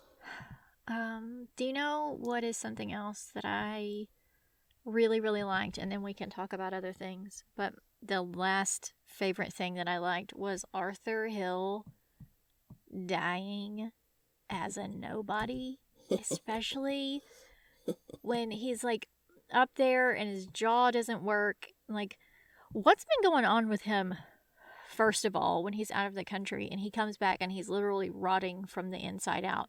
Why is that happening? Yeah. That is a good question. But also, I just love the fact that he walked up there on the stage, or not on the stage, he walked up the steps of the municipal building, and he was like, I'm going to take off my mask, and I'm going to be like, hey, I brought all you guys here, and they're all just going to worship me. And then he gets clocked in the head with a beer can. And they're like, oh, get the hose out for this guy. He's smelly. Yeah, I love that. But then Cole is the only one who recognized him apart from Miss Reyes before she, murders him. But Cole is like, it's my dad, and nobody knows who he is. That's hilarious. I thought that was a great ending. It made me think of how, in Harry Potter, that's how Voldemort was supposed to die. In like the movies, they ruined his death in the movies, but like that's how he was supposed to die, just dead, normal man, nobody gives a fuck. And I thought, oh, it's perfect. Yeah.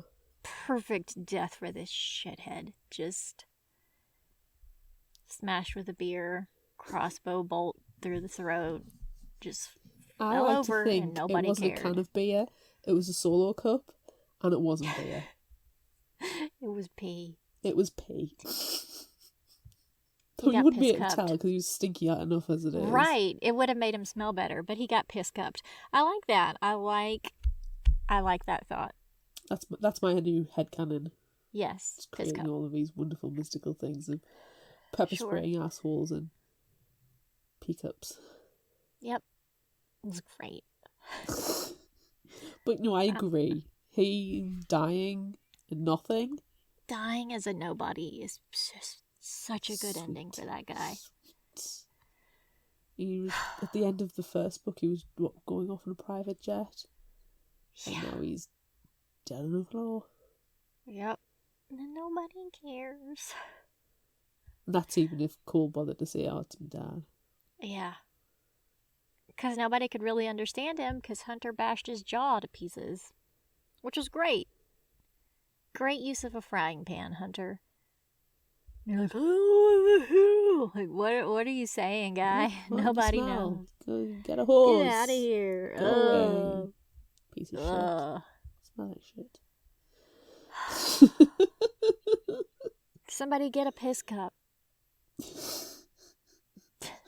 Bonk. All right, so who's your favorite character? Jerry.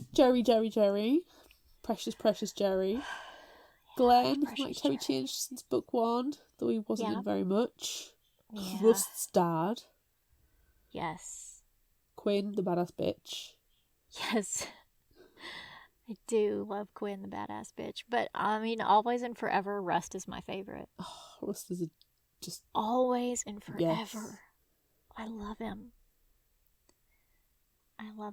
I like how strong he is and how smart and thoughtful he is.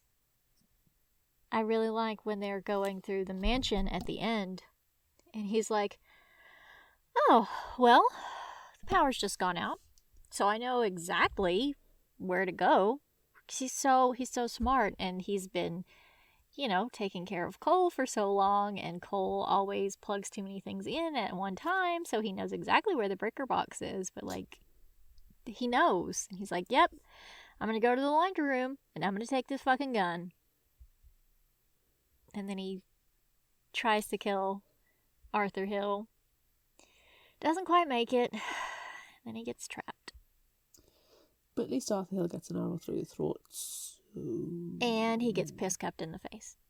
Piss cupped in the face. Sweet justice. Sweet justice.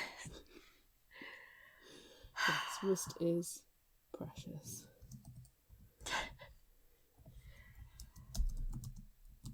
Do you have any surprises? I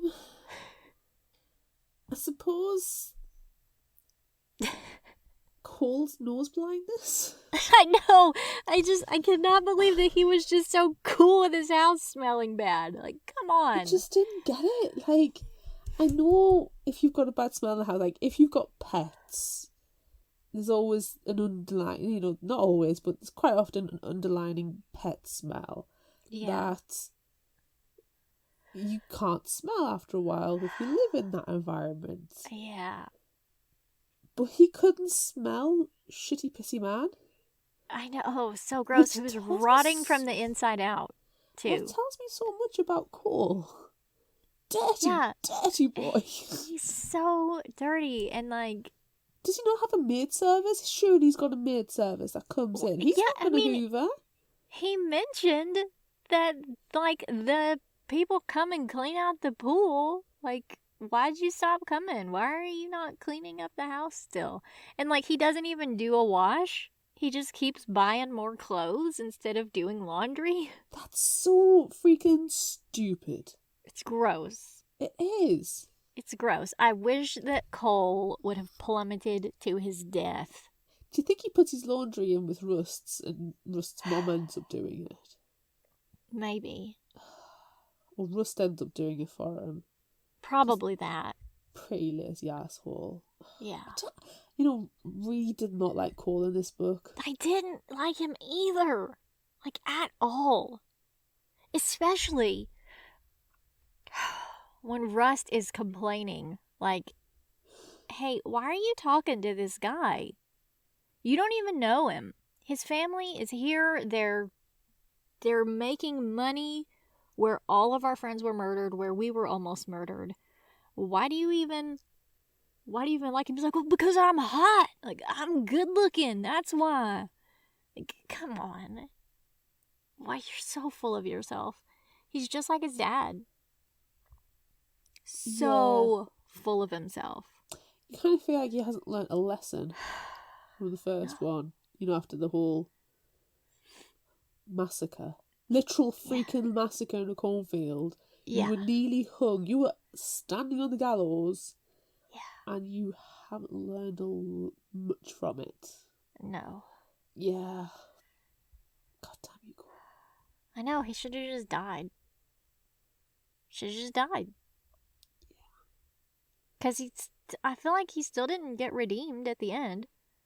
No. He just laid there with his broken arms. He's like watching there and going, oh shit, all this stuff's going on. That's me dad. Nope, not anymore. No, piss cup. Oh, that's Like, what yeah. So many people. I've got a headache. Yeah. I'm just gonna roll over. I'm gonna roll over and let Russ take care of me. Like a little wee puppy. Grow up. Yeah. He's constantly working and he's constantly got these, like, you know, jobs that he's doing, investments and stuff. So he's, you know, like a business mind going on. But Yeah. I don't know. He annoyed the life out of me in this one. So when he went over and had dived onto the marble, if he died, I wouldn't have been too upset. I would not have been upset at all. I would have been okay with it. Yeah. Because don't kill Rust and don't kill Jerry. Don't kill And Quinn. Like Quinn. Quinn is unkillable. Because she is the murderer in the next one. That's what I want. I want the third one to just be Quinn killing everyone, and everyone's like, oh no, it's Frendos again. There's Frendos everywhere. And like, no, it's just Quinn. It's just Quinn every time. It's Quinn every time, but she's not being a friend, or she's got a reason, like the proper reason for it, you know. She's killing the killers. Yeah. She's judge, jury, and executioner. She is. Okay. She is so badass. Amazingly so. Alright, so is it time? Yes. It's time. It's time. It's time.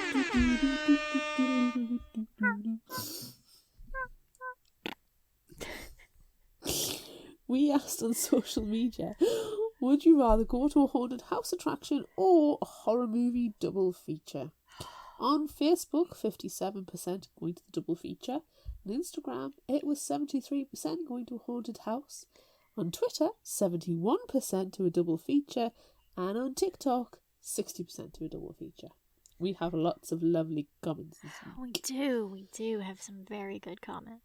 Coral on Facebook said, never can miss an opportunity to go to a haunted house, fake or real. Let's do this. I'm going to make you sing Constance's song this time, so I'm skipping to the next one. Vincent on Facebook said, most horror movies are shit, so I'm going to go for the haunted house. This is your fault, though. You're the one who demanded. I know. I can at least do the last line.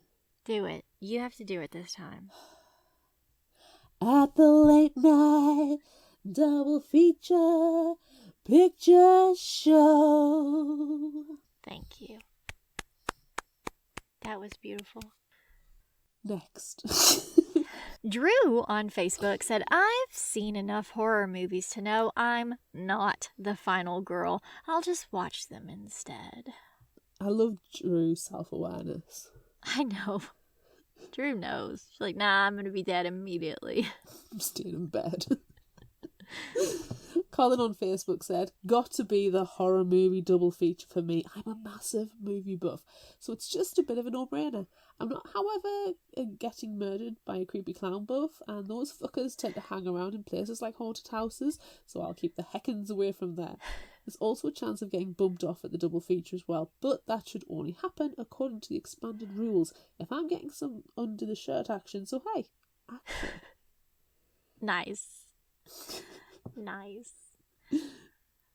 Bree on Facebook said, in a horror movie theater, I have more structural integrity to run on and witnesses to throw between me and the monster / slasher / malevolent force trying to kill me. I love that she's sacrificing people. Oh, so many people going under the bus. I respect that, Brie. I respect that. L20 Kev on Instagram said, I'll go haunted attraction. 2 movies in a row in a UK cinema seat isn't the comfiest, and Netflix can get me horror movies at home easily. For a haunted house, I need to leave my house. Still, for the experience, unless I buy a Ouija board. Don't take a Ouija board. Don't do it. It never ends well. It ends in murder. Mattel owns a patent to Ouija boards. They're not, like, you know. Let's go to the library. We had some good library comments this time. Someone said they wanted to go to a double feature because they've always been afraid that they would accidentally punch somebody in a haunted house. Haunted house, I want to finally feel some type of emotion. Amanda, is this you? No, surprisingly not. It is not me. Someone else said, horror movies, just throw on a marathon instead of a double feature. Hand over the popcorn and leave me in my happy place. Amanda, is this you? No, I wish it was. Sounds like me. It really does. Another library person said, horror movie ×2 because I will throw hands if anyone in a haunted house attraction touches me. So what are you going to do? I have done both and will do both again. So I feel like I have to step back from this one. I'm literally going to a horror movie all-nighter at the cinema the weekend before Halloween. So, and I have been to I do double features all the time. Yeah. So, and I'm going to a haunted house in 2 weeks. So, I can't answer this one because I will do both. I feel like I'm copping out, but I'm more than happy with both of them and do actively do both of them. So right, me too. Do you know what though?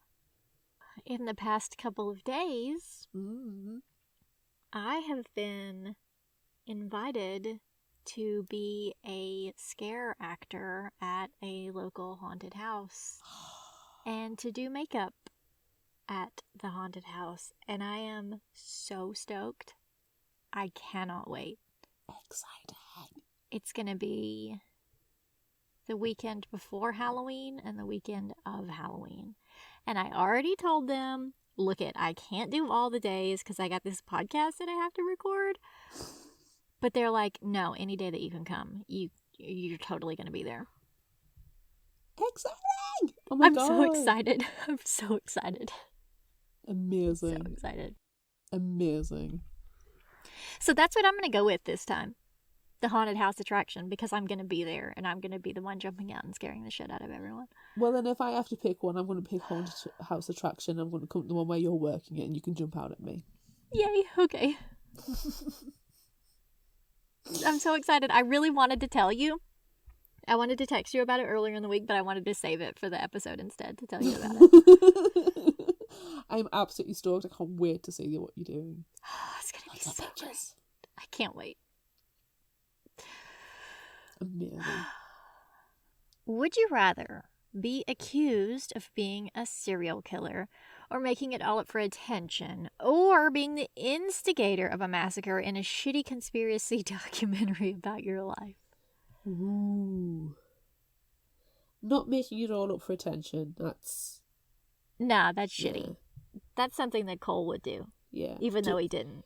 Do I want to be the serial killer, or do I Yes. want to be the instigator? Serial I'm going to killer. say serial killer. Then I can have all the documentaries made about me, and I can have, the daytime television.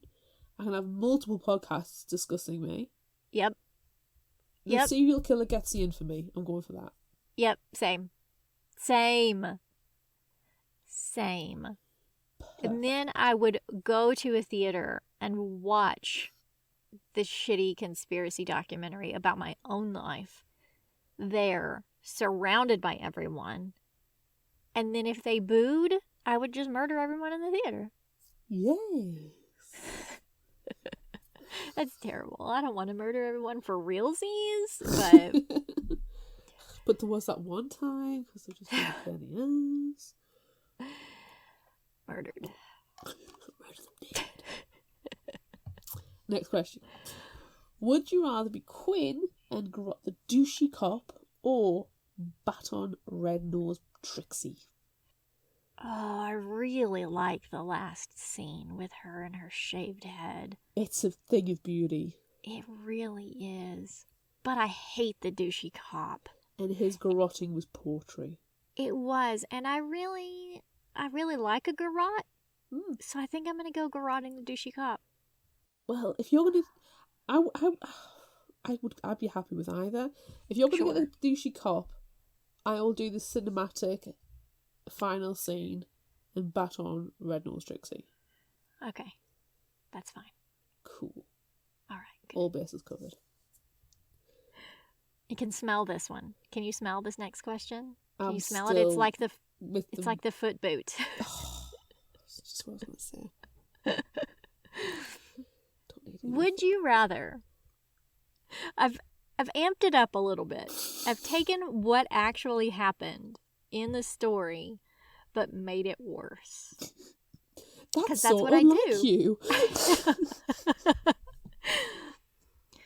Would you rather sit in a car in the sunlight with Arthur Hill, or sit in a warm, steamy sauna with Arthur Hill? I'm going with this car and sunlight because I've been in steamy saunas and no. On 2 counts. That shit is hot. That shit is sticky. That is enclosed space. But so is the car. I can crack a so window. is the I car can in the crack a sunlight. window. I've seen Final Destination movies as well. I know being in that steamy sauna with Arthur Hill is a bad place to be. I'm going in the car in sunlight with Arthur Hill. I feel like I would go in the sauna because, if it's full of steam, you can't see him. It's not that full So of you don't steam. have to look at him. I've never been in a sauna that's that full of steam where it's like in the movies. But we are in the movies. Fine. We are making this into a movie. Fine, then I'm Thelma and Louising. No, I'm not going to Thelma and Louise him off the hill because I want to survive. I will make sure I'm in the driver's seat with my seatbelt on and I'm going full throttle and then slamming the brakes and Arthur Hill's going through the windscreen.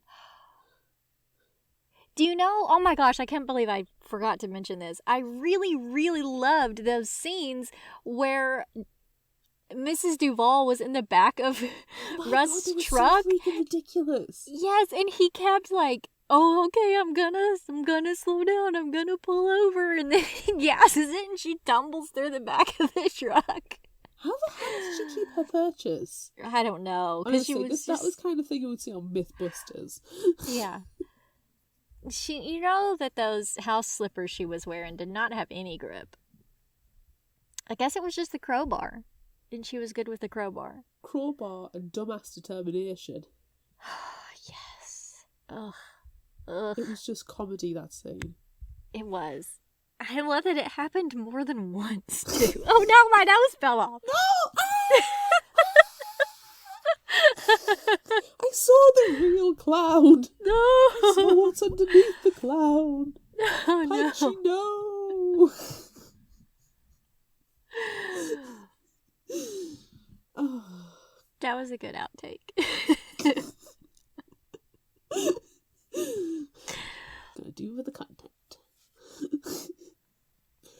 I have no idea what I'm up to. It's fine. I think you picked the car and I picked the sauna, so we both answered that question. Okay. And now we just need to go on to the last one, because it's the best one of all of them. Would you rather get hit in the face with a piss cup or pepper sprayed in the asshole?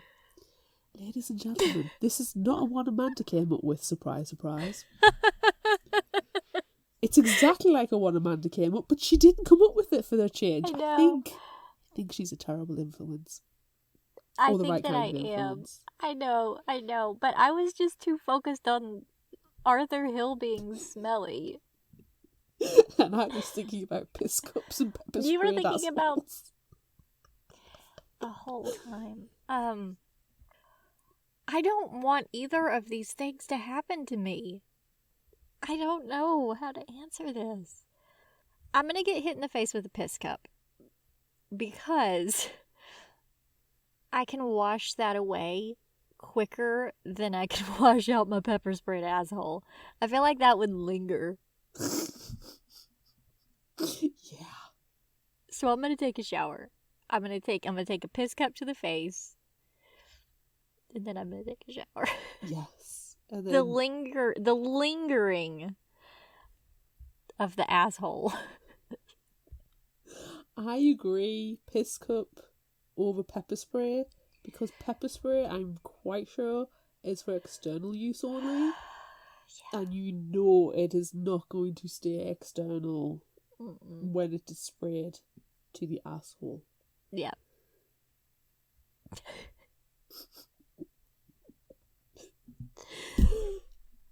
Perfect. End of episode. Alright. Favorite final thought quote. What you got? I'll give you 3. You ever heard of the term useful idiot? No. Is that what they call your mother? Burn! Oh, Quinn's such a badass bitch. My bullshit sense is tingling. Which I'm sure I've said on more than one occasion. Oh, I'm sure. Here she was again, shooting clowns. No. There you go.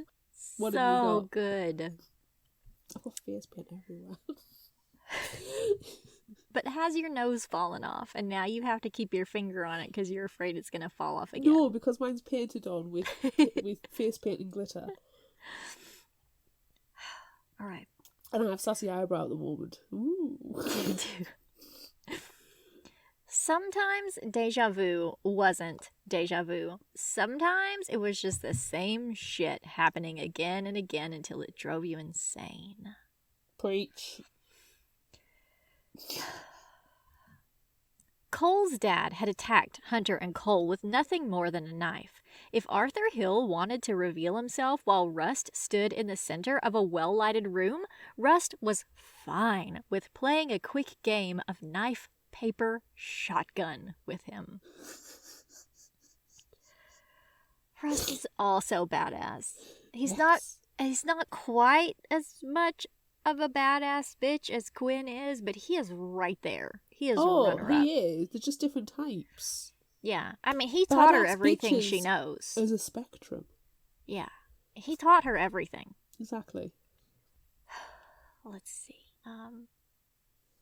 There were so many good, teenage one-liners in this one that I really, really liked.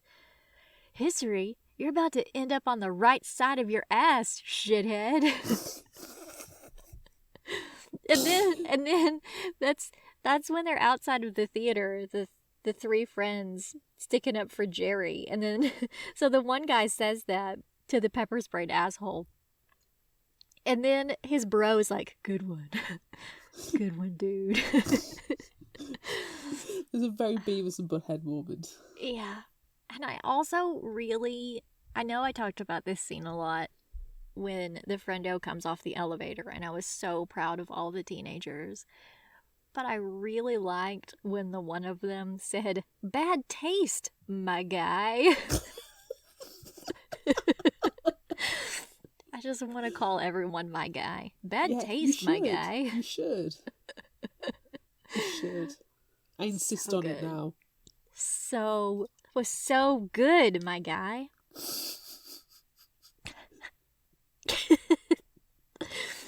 All right.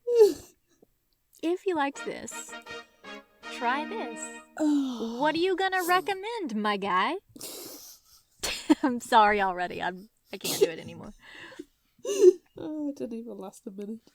I'm going to recommend The Final Girl Support Group by Grady Hendrix. And if the title alone doesn't give you some kind of indication of its not tenuous link, then the summary will reveal all. In horror movies, the final girl is the one who's left standing when the credits roll, the one who fought back, defeated the killer and avenged her friends, the one who emerges bloodied but victorious. But after the sirens fade and the audience moves on, what happens to her? Lynette Tarkington survived a massacre 22 years ago, and it has defined every day of her life since, and she's not alone. For more than a decade, she's been meeting with 5 other final girls and their therapist in a support group for those who survived the unthinkable, putting their lives back together piece by piece. That is, until one of the women misses a meeting and Lynette's worst fears are realised. Someone knows about the group and is determined to take their lives apart again, piece by piece. But the thing about these final girls is that they have each other now. No matter how bad the odds, how dark the night, how sharp the knife, they will never, ever give up. Nice. I like to think that Quinn is in the Final Girl support group. Yes, I think that is true. What have you got? All right. I am going with The Fear by Natasha Preston. And I picked this one because one of the libraries near my home is doing a horror book club and they're talking about this one. So I saw it and then I wanted to read it. So I thought I would share it with everyone. Yeah. All right. The Fear by Natasha Preston. Don't be afraid. Be terrified. It's just a stupid meme that's going around their small fishing town in the dead of winter, people reposting and sharing their biggest fear. But when her classmates start turning up dead, dying in a way that they said scared them the most, Izzy knows it's no joke. With each death hitting closer to home, Izzy sets out to try to stop the killer. Could her older sister's friend Tristan have something to do with the deaths? He's given her some strange vibes. Or what about his brooding cousin, Axel? But he's in her classes at school. He's not a murderer, is he? Izzy's soon on a path that will lead her right to the killer and her own worst nightmare. Ooh. This author has written so many, cheesy sounding horror books, and I gotta tell you, I want to read them all. Well, we do have the 2023 theme looking directly at you because you know what the theme is called, where it will fit. I do. Yes. So yes, we'll put that in a 5 week. We have to do at least one. We'll do it in a 5-week month. We can't do all of them in one. No. That's too much. But we can do 4. That's true, because then we have our book club thing. Vampire book club. Not Perfect. just a hat rack, my friend. It's not. It's not. Even though it is wearing a hat. It is. Do we have a suitably tenuously linked indie spotlight? We do. Kind of. Ish. Question mark. This one is called This Is Where We Talk Things Out by Caitlin Marceau. After Miller's father dies, she agrees to a girl's vacation away from the city to reconnect with the only family she has left. Although she's eager to make things work, Miller can't help but worry that her mother is seeing their countryside retreat as a fun weekend getaway instead of what it really is. A last-ditch effort to repair their relationship. Unfortunately, that quickly becomes the least of Miller's problems. Sylvie's trapped in the past, and if Miller's not careful, she will be too. A cross between Stephen King's Misery and Stephanie Robles' Darling Rose Gold, this is where we talk things out, explores the horror of familial trauma, mother-daughter relationships, and what happens when we don't let go. When we don't let go, we get piss-cupped in the head and crossbowed through the throat and die alone on the steps of the municipal building, and no one cares. Fact. All right. That's it for this episode of Fictional Hangover. I'm Amanda, Punchy the Clown. Excuse me. I'm Claire, or Icky the Clown. Join us next time as we discuss Dead and Gone by Charlaine Harris. Vampire Book Club. Whoop, whoop, whoop, whoop. Look out for our Would You Rather polls on social media. Don't forget about our book club and monthly challenges on Facebook. Be sure to visit our shop on Redbubble at fictionalhangover.redbubble.com for all your favorite Fictional Hangover-themed merchandise, and become a patron of ours on Patreon at patreon.com/fictionalhangover. Until next time, remember, the only cure for a fictional hangover is another book.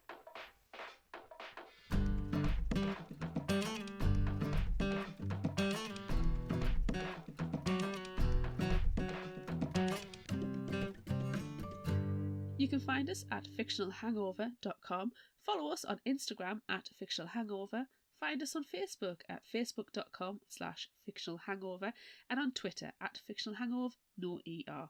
If you'd like this episode, check out our others and rate, review and subscribe so you don't miss out. And finally, special thanks to Liz Emerson for our music. You can find her on Facebook and Patreon. Thanks for listening.